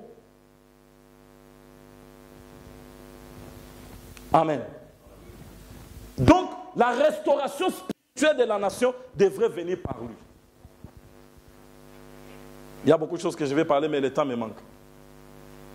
Comment nous avons commencé de parler maintenant d'Éden diaspora? En 1997, au Congo, on priait pour le Congo parce qu'il y avait la guerre qui est venue avec l'AFDEL, nous connaissons. Quand on priait, le Seigneur m'a donné une vision. J'ai vu la carte d'Afrique ici. Et au milieu, il n'y avait que le Congo qui était dessiné. Et maintenant, du milieu du Congo sortait un feu qui tournait comme un tourbillon au Congo. Ça sortait, ça partait dans toute l'Afrique. Et l'Éternel va maintenant dire que je vous ai choisi, et j'ai choisi cette nation pour une mission spéciale dans ces temps de la fin. Une année après, le Seigneur commence maintenant à m'expliquer Ésaïe chapitre 18. Si vous allez sur l'Internet, tapez le Congo dans la prophétie, vous allez voir l'une de mes prédications. Et après, Ésaïe chapitre 19. Donc notre nation, quand vous voyez même à côté du Congo, tous les pays du côté du Congo qui ont eu les réveils spirituels, c'est venu du Congo. Le Congo en Angola, partout là, ça vient du Congo. Le Congo a une mission avec Dieu en Afrique et dans le monde dans ces temps de la fin. Amen. Après, comme j'ai montré un peu, quand je suis venu en Allemagne, bon, on était trop occupés toujours un peu avec le ministère, ce qui n'est pas moi. Quand je suis entré en contact avec les Allemands qui priaient pour le Congo, j'ai commencé à pleurer. Et Dieu m'a dit de reprendre les messages d'Ésaïe 18. Là, c'est après les élections de 2011, nous savons tout ce qui est arrivé, comment les gens se sont levés partout. Quand j'ai prêché ces messages-là, le Seigneur a touché une sœur à Lyon qui regardait par hasard sur Internet, Facebook et sur YouTube. Dieu lui dit, appelle cet homme, Dieu lui, je l'ai appelé pour qu'il puisse apporter une dimension spirituelle dans la délivrance du Congo, pour le combat qui s'est fait déjà. Parce que nous avons vu comment tout le monde s'était levé en Europe. Mais il y a quelque chose qui nous manquait, c'était la dimension spirituelle. Et c'est la mission que Dieu me donna maintenant. Et j'ai maintenant commencé à convoquer des cultes pour le Congo. La première édition, c'était là, vous voyez, le 10 mars 2012. Pourquoi? Parce que la douleur du Congo, on devrait intercéder. Et nous avons, c'était la première édition que nous avons commencé. Ici, c'était dans notre église. Nous avons saisi notre drapeau. Nous sommes commencé à prier, à intercéder pour la nation. Ça, c'était la première édition. La deuxième édition, c'était dans une autre ville. Ici, nous sommes dans... Ça, c'est un collègue qui m'avait invité dans l'assemblée. Nous sommes allés, nous avons fait la deuxième édition, c'était le 30 juin. Nous avons intercédé pour les pays. On a donné un message par rapport à notre nation. Ça, c'était la deuxième édition. La troisième édition, on avait fait d'abord une édition spéciale parce qu'on va y arriver. La troisième édition, je voulais atteindre tous les gens qui ont l'amour du Congo. Nous avons le pasteur John. Quand j'ai entendu parler de ce que le Seigneur, quand même, le parcours qu'il avait, je l'ai invité dans notre troisième édition pour venir prêcher. Ici, nous sommes dans la ville de Düsseldorf, chez nous en Allemagne. Donc tout le monde que j'ai vu qu'il a quelque chose de Dieu, je me suis approché de lui pour l'appeler, que nous puissions nous unir parce qu'on devrait travailler disons, il est là, tu vois. Nous avons beaucoup de pasteurs, nous avons même des pasteurs ghanéens, nous avons des Angolais, nous voulons réunir tout le monde parce que nous prions pour le Congo et pour l'Afrique. Ça, c'est la troisième édition. La quatrième édition, avant la quatrième édition, le Seigneur m'a parlé que je puisse parler aux combattants, qu'ils évitent d'échanger les cantiques de Dieu pour injurier les gens. C'est une abomination. Je devrais m'approcher des combattants pour leur apporter ces messages. Je suis parti ici c'est à Bruxelles. Regardez là, vous allez découvrir le visage de certaines personnes. Ici c'est à Bruxelles. Je suis allé transmettre le message de Dieu aux combattants. On ne peut pas s'en sortir seulement avec le combat sans Jésus-Christ. Les combattants doivent apprendre à ajouter Jésus au combat. Vous voyez, non? Je suis là, je suis parti en Belgique. Et nous avons persévéré. La quatrième édition maintenant, ici nous sommes le 29 juin 2013. C'est presque les jours de l'anniversaire, disons de l'indépendance. Nous avons programmé encore une édition, parler sur l'unité et l'amour sur le Congo et l'Afrique. Et là nous avons, celui-ci c'est l'apôtre Nestor, c'est lui disons le président de la pastorale en Allemagne. C'est lui qui était, ils étaient à deux, des orateurs qu'on avait pris. Ici nous sommes à la quatrième édition. Donc on travaillait déjà pour ce travail. Et après ici, il y a un pasteur qui était venu parmi les gens qu'on avait invités. Il va me dire, prophète, tu dois chercher à entrer en contact avec le frère Alain au Congo, que Dieu lui a donné la mission. Ce que tu fais là, il le fait très bien au Congo. Cherchez-le. Et quand nous sommes entrés, c'était le 2 juillet. Quand on entre maintenant en contact, il était vraiment malade. Nous avons essayé de parler avec lui. C'est là que nous avons appris que Eden existe. Et c'est là que nous avons commencé à prier pour lui et chercher que l'Éternel fasse tout pour qu'il quitte le Congo. Et Dieu va nous parler des choses. La première chose, Dieu nous dit que la mission d'Alain Moloto est finie au Congo. Ça, c'est le premier message. Deuxième message, Dieu nous montre que nous sommes partis le prendre, il est venu, nous sommes partis le prendre à l'aéroport en Belgique. Il était avec nous. Ah, ça nous a motivés de prier. On a essayé de frapper un peu certaines portes pour essayer de voir ce qu'on pouvait faire. Mais ce n'était pas le projet de Dieu. Le 2 août, le Seigneur permet qu'il puisse entrer dans la gloire. Et après ça, nous avons organisé la journée d'hommage. C'était le 9 plutôt, à Düsseldorf, dans la ville de Düsseldorf. C'était le 8, le 9 plutôt, la soirée d'hommage. Et maintenant, Dieu, avant cette soirée d'hommage, j'ai commencé à prier pour que Dieu m'explique, mais pourquoi nous avons vu des visions et aujourd'hui nous sommes dans le contraire. Le Seigneur m'a maintenant expliqué que c'était un message clair, que la mission du frère Alain Moloto était finie. Il devrait entrer dans la gloire. Mais le travail là devrait continuer. Amen. Et dans la diaspora, c'est nous qui devrions continuer ce travail. Donc Dieu était seulement en train de nous préparer. Nous avons seulement reçu un bâton de relais pour continuer l'œuvre. C'est pourquoi j'étais en train d'expliquer ça. Ce soir-là, j'expliquais Et le Seigneur m'a fait comprendre le mystère de la vie de notre frère sur notre nation et tout ce que Dieu a fait avec lui. Qu'est-ce qui se passe? J'ai expliqué la vision de la continuité. Le Seigneur m'a montré un jour que j'ai prié pour Eden parce que c'était une décision difficile à prendre. Nous sommes entrés en jeûne avec ma femme, on a prié. Je vois un bus qui était sur l'arrêt. Il y avait des gens, mais il n'y avait pas de chauffeur.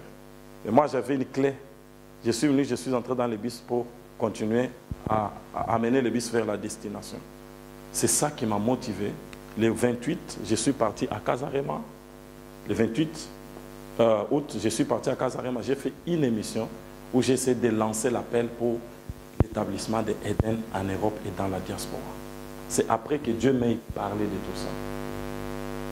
Et gloire à Dieu, il y a eu beaucoup de gens qui ont vu cette émission. Apôtre est là, il a donné témoignage. Il y a des gens partout, beaucoup de gens qui ont appelé. Et le 19, nous avions notre 5e édition de prières pour le Congo et pour l'Afrique, dans la ville de Munich. Je n'ai pas voulu que ça soit seulement dans notre église. J'ai voulu faire marcher ça dans d'autres églises. Et là, nous sommes allés à Munich, c'est au sud de l'Allemagne. Avec nous, c'est 700 km. Aller-retour, ça fait 1400 km. Nous sommes partis là. C'est là où nous avons fait d'abord la sortie, première sortie officielle pour Eden. Cette journée, il fallait que j'explique d'abord ce que nous on faisait et d'aider les frères Alain et la vision Eden. C'était ça le but. Les 19, ici nous sommes à Munich. Nous avons des témoins. Nous avons maman Marie-Jeanne qui était là. Nous avons maman Sephora qui était là pour la Suède. Pour l'Angleterre, il y a des gens qui sont venus. Pour la France, pour l'Autriche, beaucoup de gens sont venus ce jour-là. Pour que tout ce que le Seigneur nous a parlé, et Eden a commencé à se répandre au-delà de l'Europe. Ici, vous allez voir l'image de cette journée. C'est ici, nous sommes à Munich. Il y avait beaucoup de gens qui étaient venus par la grâce de Dieu. Maintenant, Eden Diaspora, par la grâce de Dieu, est en train de bien marcher. Nous sommes dans plus de 27 pays même. Dans cet espace d'une année. Dans combien de pays nous sommes? Nous prenons l'Europe, nous sommes en Allemagne. La Suède, nous sommes là. Amen. Et la Suède, vraiment, c'est un Eden qui fonctionne bien. On doit vous féliciter. Que Dieu vous bénisse. Et ça donne vraiment un modèle à d'autres Eden. La Suède, ne vous étonnez pas qu'il y ait beaucoup de combats aussi, c'est possible. Pourquoi? Parce que le travail de la Suède, ça donne à d'autres personnes vraiment une ligne. Les gens de Eden Dallas m'ont demandé de vous transmettre leurs salutations et leurs félicitations. Nos frères de Eden France ont dit la même chose, de vous saluer, de vous féliciter. Les gens de l'Allemagne, j'ai amené beaucoup de salutations et de félicitations. Après la sortie officielle aujourd'hui, Eden est en train de faire le culte pour première année d'existence. C'est grand. Et le diable ne sera jamais content que ça puisse être grand. Amen. Nous avons l'Angleterre, nous avons Eden en Autriche, nous avons Eden en Belgique, nous avons Eden ici au Finlande, nous avons Eden en France, à Paris et à Strasbourg, nous avons Eden en Irlande, Dublin et Cork, Cork c'est au nord, nous avons Eden en Hollande, en Amérique du Nord nous avons les États-Unis, nous avons Eden à New York et à Dallas, au Canada nous avons Eden à Québec et à Montréal, en Amérique du Sud, il y a un dossier ouvert pour Eden au Brésil. Bientôt, là, donc d'ici janvier, on va avoir Eden au Brésil. En Asie, nous avons Eden en Russie et en Inde. En Afrique, nous avons Eden au Gabon, au Togo. Ici, c'est avec les Togolais. Nous avons Eden en Ouganda. Nous avons Eden en Afrique du Sud. Le 28, c'est l'ouverture officielle pour Cape Town, la semaine prochaine.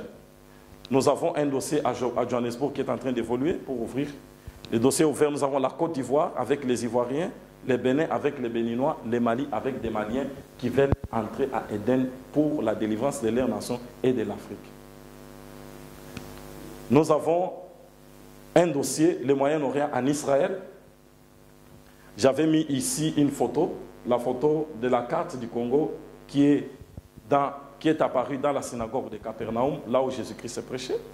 Il y a un sceau de Dieu, disons, du Congo, ici, disons, en Israël. Et bientôt, là, nous sommes en train d'installer Eden en Israël. C'est un Eden très stratégique pour nos relations avec Israël. Du 6 au 11 février, nous allons faire un culte à Capernaum, Eden à Capernaum, le mur des lamentations, et à Golgotha, on va voyager avec une équipe d'Eden où nous allons prier en Israël pour Eden Diaspora et pour le Congo. Si quelqu'un est intéressé, peut me voir. C'est à un prix très dérisoire, 550 €. Tu as les prix d'avion, les billets d'avion, tu as tous les séjours, l'hôtel et tout. 550 € seulement pour une semaine. Alors, Eden est en train de devenir un réseau dans la diaspora. Donc c'est une grande plateforme, une organisation qui est structurée. C'est pourquoi nous avons une coordination. Coordination de Eden. On doit être quand même ordonné. Il ne faut pas que chacun tire la balle de son côté. C'est quelque chose d'ordonné, de bien structuré, qui a aussi une rencontre annuelle. La dernière rencontre annuelle, c'était dans la ville de Dispur où j'habite. C'était le 5 au 6 septembre. Nous avons tout le monde des responsables d'Eden dans la diaspora qui sont venus. Nous avons prié pendant des jours. Et quand on priait, Dieu nous a donné le message que l'année prochaine, nous puissions aller à Berlin. Pourquoi? Parce que Berlin, c'est par là que l'Afrique était divisée. Dieu nous envoie pour que nous puissions faire détruire les œuvres que le diable avait fait contre l'Afrique à Berlin. Donc, les 25 et les 26 septembre, nous sommes à Berlin. Une grande conférence avec les édenistes. Amen. Maintenant, on va se poser une question. Pourquoi Eden Diaspora? Eden Diaspora, comme je le disais, c'est que nous sommes par exemple ici en Europe, il y a un lien historique qui nous unit avec l'Europe. C'est que l'Europe, c'est l'Europe qui a fait l'Afrique, ce que l'Afrique est aujourd'hui. C'est l'Europe qui a divisé l'Afrique. C'est la conférence de Berlin. Et vous savez comment Dieu fait les choses. Comme j'ai parlé du retour, pour que Israël puisse sortir de l'esclavagisme des pharaons, qu'est-ce que Dieu va faire? Dieu va prendre un juif, il va l'introduire dans le système des pharaons. Dieu prend Moïse, il l'amène dans la maison des pharaons. Pourquoi Moïse est entré dans la maison des pharaons? Parce que Pharaon était celui qui dominait sur Israël. Et pour comprendre le mécanisme d'où Pharaon tirait sa force, comment il s'était organisé pour faire qu'Israël soit sous l'esclavagisme, Dieu prend un juif, il l'introduit, il l'infiltre dans la maison. Dieu les ramène à la source. Et si bien aimé nous sommes avec vous ici, en Europe, c'est que Dieu nous a infiltrés. Ne pensez pas que c'est tout le monde qui veut venir en Europe qui arrive. Combien de gens sont en train de mourir à Lampedusa? Nous voyons. Combien de gens sont morts en Afrique? Il y a des femmes qui ont quitté pour aller retrouver leur mari quelque part au Gabon, ou je ne sais pas moi là où, ils sont devenus la femme d'autres personnes. Il y a des gens qui ont tout vendu pour sortir partir en Europe, ils ne sont jamais arrivés. Mais si tu es arrivé, c'est qu'il y a un plan de Dieu avec toi en Europe. Nous ne sommes pas là pour rien. Il y a des gens qui pensent qu'ils sont venus pour faire les cailloux, trouver l'argent, bâtir. Ce n'est pas l'Europe qui va nous enrichir. Nous sommes en Europe pour une mission spéciale. Dieu nous ramène encore à la source, comme Dieu avait ramené Moïse à la source. Pour que Moïse comprenne d'où Israël tirait sa force. Et Moïse plutôt tirait sa force. Et comment détruire? Parce que nous devons détruire les forces qui ont commencé à détruire l'Afrique à la source même. La raison pour laquelle nous sommes avec toi dans la diaspora. Dieu nous ramène à la source. Vous savez, nous avons quelque chose, j'ai parlé du système du mal, et le système du mal qui a fait que l'Afrique soit esclave jusqu'aujourd'hui, ce système a été bien conçu en Europe. Il y a un livre qu'on appelle le Code noir. Vous le connaissez? Le Code noir. C'est un grand livre. Dans ce livre-là, les Européens ont conçu comment faire pour garder les Africains dans l'esclavagisme pendant plus de 500 ans. On appelle ça le Code noir. Si tu n'as pas l'Esprit de Dieu et tu lis les livres-là, tu n'aimeras jamais les Blancs. Vous savez pourquoi tout ce qui doit se faire comme décision en Afrique, ça doit passer par la communauté internationale? Est-ce que quand la France a des problèmes, ça va à la communauté internationale? Lorsque les États-Unis ont des problèmes, c'est l'ONU qui tranche? Mais pourquoi quand il y a un problème dans un pays d'Afrique, il faut la communauté internationale? Il faut un poignet de certaines personnes qui doivent décider. Parce que tout ce qui se fait en Afrique était déjà compilé, écrit dans un livre, le Code noir.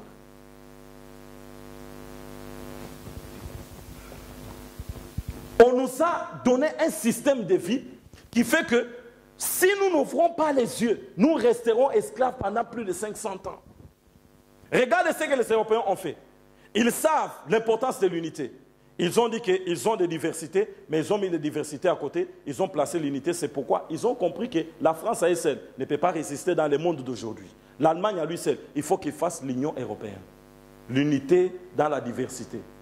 Ils ne sont pas d'accord sur tous les points, mais il y a un point très important, ils voient d'abord leur intérêt. Ils s'unissent, ils font ce qu'on appelle l'Union européenne.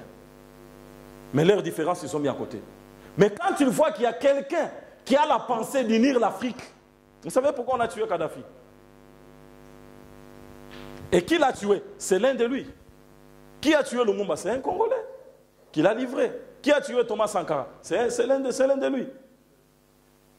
Ils savent que ces gens, on a déjà fait un système que pour qu'un Africain s'en sorte, c'est difficile que ses frères le soutiennent. Pourquoi? Parce qu'on va chercher toujours un traître qui va détruire. Et maintenant, nous, s'il faut que nous puissions ouvrir les yeux pour voir l'intérêt de la communauté. Si nous sommes dans ce pays, regardez comment un peu ces gens se comportent eux-mêmes par rapport à leur pays. D'abord, pour eux, c'est l'intérêt de la nation qui est suprême. Quel que soit tout ce qu'il peut avoir comme raison, pas raison, mais si c'est la nation, il met ses sentiments à côté. Il place la nation devant. Et ce sont des choses qui sont aussi naturelles chez eux.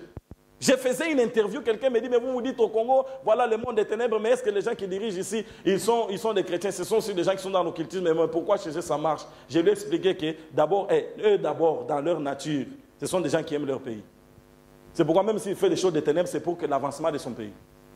Mais chez nous, nous n'avons pas ça. Dans notre sang, nous avons l'égoïsme. C'est pourquoi tout ce que nous faisons, ça ne peut pas avancer.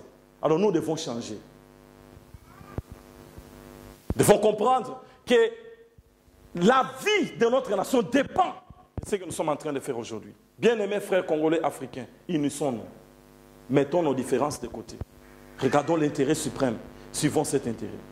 Et on nous a aveuglés pour ne pas connaître notre identité. Vous voyez ça? Ça s'appelle les bâtons d'Ishango.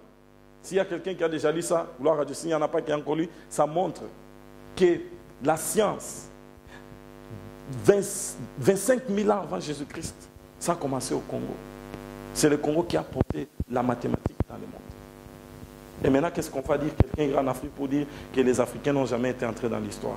Et ça, c'est devant une université africaine, avec des intellectuels africains qui regardent et qui ne réagissent pas.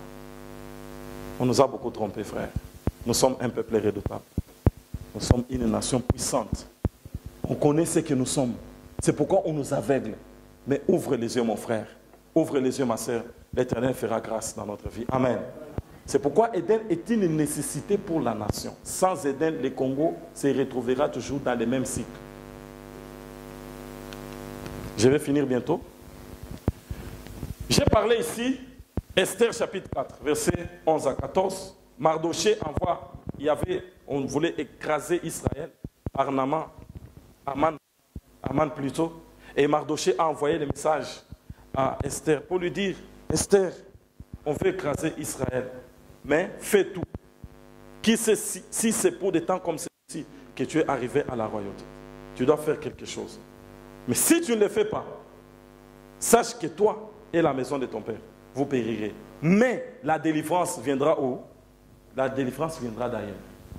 Mes frères et sœurs, qui sait si c'est pour des temps comme celui-ci que Dieu a permis que nous puissions d'abord être épargnés pour un temps de ce qui s'est fait dans notre pays. Ce n'est pas pour dormir, mais c'est pour retrouver la force, pour se tenir devant le trône, pour réclamer ce qu'il a réclamé. Que chacun dans le domaine que Dieu lui a donné, ensemble, le travail que nous allons faire devant le trône de Dieu et dans tout ce que nous allons entreprendre. On n'a pas dit aux gens de ne pas entrer dans les bureaux, de ne pas faire ceci, cela. Nous disons il faut y ajouter Jésus-Christ. Si nous ne le faisons pas, nous avons vu, hein, il y a des gens là, il y a des gens qui prient pour le Congo. Si toi tu ne le fais pas, attention avec ta génération. Mais il y a d'autres gens qui prient déjà pour le Congo. Sache-le aujourd'hui. Amen. Nous devons reconnaître le temps. Vous savez,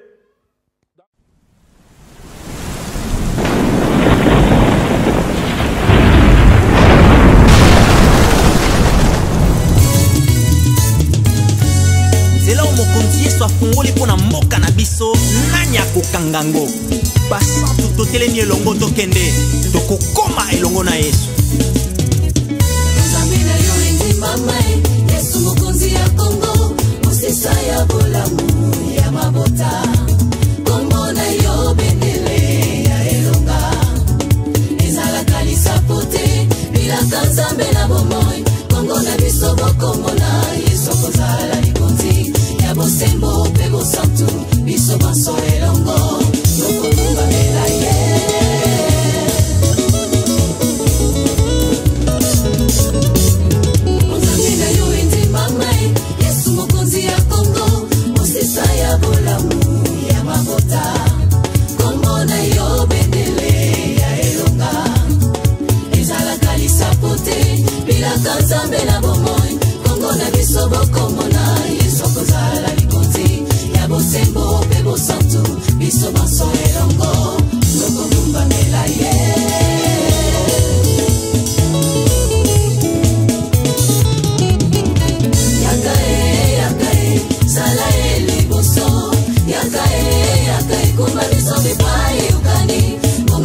mumanelaka ekoki tondimi elongo na yo solo tokokoma